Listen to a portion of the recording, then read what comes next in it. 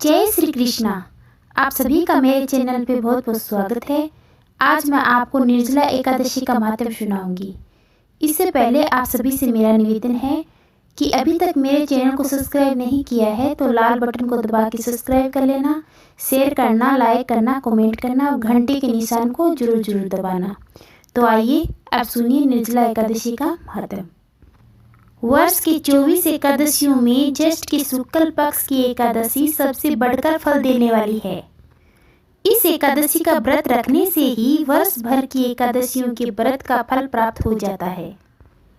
इस एकादशी में एकादशी के सूर्य उदय से द्वादशी के सूर्य उदय तक जल भी न ग्रहण करने का विधान होने के कारण इसे निर्जला एकादशी कहते हैं। ज्येष्ठ मास में दिन बहुत बड़े होते हैं और प्यास भी बहुत अधिक लगती है। ऐसी दशा में इतना कठिन व्रत रखना सचमुच बड़ी साधना का काम है। इस एकादशी के दिन अपनी शक्ति और श्रद्धा अनुसार ब्राह्मणों को अनाज, वस्त्र, छतरी, फल, जल से भरे कलश और दक्षिणा देने का विधान है। सभी व्यक्ति प्राय मिट्टी की घड़े अथवा सुराहियों, पंखे और अनाज का दान तो करते ही हैं। आज के दिन मीठे शरबत की प्याऊ भी लगवाते हैं। अधिक मात्रा में बार बार भोजन करना भीमसेन की एक बहुत बड़ी कमी थी। एक दिन भीमसेन ने व्यास जी से पूछा, हे पितामह, माता कुंती, भ्राता युधिष्ठिर, अर्जुन, नकुल, सहदेव और द्रौपदी आदि सभी एकादशियों का व्रत करते हैं और मुझे भी अनाज खाने को मना करते हैं, परंतु मैं उन्हें कहता हूँ कि भाई भक्ति पूर्वक भगवान की पूजा आदि तो मैं कर सकता हूँ और दान भी दे सकता हूँ, परंतु भोजन के बिना नहीं रह सकता। इसके उत्तर में व्यास जी ने कहा, हे पांडुपुत्र भीमसेन, यदि तुम नरक को बुरा और सुरों को अच्छा समझते हो तो प्रत्येक मास की दोनों एकादशियों को अन्न मत खाया करो। तब भीमसेन ने कहा, हे पितामह, मैं तो पहले ही कह चुका हूँ कि मैं भोजन के बिना नहीं रह सकता। यदि वर्ष भर में कोई एक ही व्रत हो तो मैं रख सकता हूँ। मेरे पेट में बरक नाम वाली अग्नि है। मैं अन्न के भोजन के बिना पूरा उपवास तो क्या, एक समय भी बिना भोजन किए हुए नहीं रह सकता।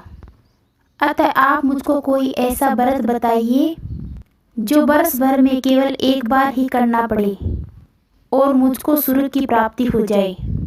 श्री व्यास जी ने कहा, हे पुत्र, बड़े बड़े ऋषियों ने अनेक शास्त्र बनाए हैं जिनमें वर्णित उपायों के द्वारा थोड़े से प्रयत्न से ही स्वर्ग की प्राप्ति हो सकती है, परंतु उन शास्त्रों में भी दोनों पक्षों की एकादशियों के व्रतों को मुक्ति के लिए सर्वश्रेष्ठ लिखा है। व्यास जी के वचन सुनकर भीमसेन नरक में जाने के भय से भयभीत हो गए और कंपायमान होकर बोले, अब मैं क्या करूं? एक मास में 2 व्रत तो मैं नहीं कर सकता। हाँ, वर्ष में एक व्रत करने का प्रयत्न अवश्य कर सकता हूँ।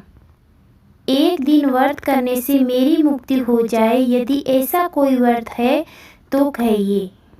यह बात सुनकर व्यास जी कहने लगे कि वृक्ष और मिथुन संक्रांति के बीच ज्येष्ठ मास के शुक्ल पक्ष की जो एकादशी आती है उस एकादशी का व्रत करो।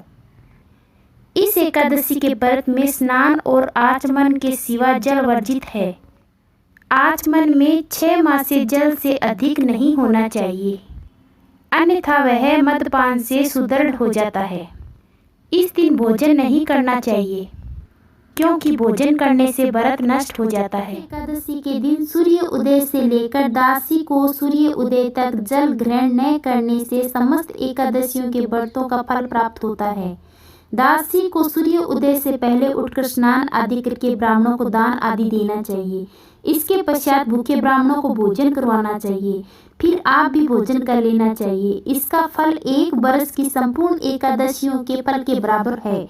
व्यास जी कहने लगे कि हे भीमसेन, यह मुझको स्वयं भगवान ने बतलाया है। इस एकादशी का पुण्य समस्त तीर्थों और दानों से भी अधिक है। केवल एक दिन निर्जल रहने से मनुष्य के सभी पाप नष्ट हो जाते हैं। जो मनुष्य निर्जला एकादशी का व्रत करते हैं उन्हें मृत्यु के समय यमदूत आकर नहीं घेरते हैं। वरन भगवान के पार्षद उनको पुष्प के विमान में बैठाकर स्वर्ग को ले जाते हैं। अतः संसार में सबसे सर्वश्रेष्ठ व्रत निर्जला एकादशी का व्रत है। इसीलिए यत्न के साथ इस व्रत को अवश्य करना चाहिए। इस दिन ओम नमो भगवते वासुदेवाय मंत्र का जप करना चाहिए और गोदान भी करना चाहिए। व्यास जी की आज्ञा अनुसार भीमसेन ने इस व्रत को किया था, इसलिए इस एकादशी को भीमसेन या पांडव एकादशी भी कहते हैं। निर्जला व्रत वाले दिन प्रातः काल भगवान का पूजन करते यह प्रार्थना कर लेनी चाहिए कि हे भगवान, आज मैं श्रद्धापूर्वक निर्जला व्रत रखकर दूसरे दिन भोजन करूँगा। अतः आपकी कृपा से मेरे सब पाप नष्ट हो जाए। इस दिन जल से भरा हुआ एक घड़ा वस्त्र से ढककर स्वर्ण सहित दान करना चाहिए। जो मनुष्य इस व्रत को करते हैं उनको करोड़ पल सोने का दान का फल मिलता है, और जो इस दिन यज्ञ आदि करते हैं उनका फल तो वर्णन ही नहीं किया जा सकता। जो मनुष्य इस दिन अन्न खाते हैं वे चंडाल के समान हैं, वे अंत में नरक में जाते हैं। जिन्होंने निर्जला एकादशी का व्रत किया है वे चाहे ब्रह्म हत्यारे हो अथवा गुरु के साथ दोस्त करने वाले हो, फिर भी इस व्रत के प्रभाव से स्वर्ग में जाते हैं। हे भीमसेन, जो पुरुष या स्त्री इस व्रत को श्रद्धापूर्वक करते हैं उनको निम्नलिखित कर्म करने चाहिए। प्रथम भगवान का पूजन, फिर गौदान, ब्राह्मणों को मिष्ठान व दक्षिणा देनी चाहिए तथा जल से भरे कलश का दान अवश्य करना चाहिए। निर्जला के दिन अन्न, वस्त्र, पात्र, जूती आदि का दान भी करना चाहिए। जो मनुष्य भक्ति पूर्वक इस कथा को पढ़ते हैं या सुनते हैं उनको निश्चय ही स्वर्ग की प्राप्ति होती है। जय श्री कृष्ण। धन्यवाद।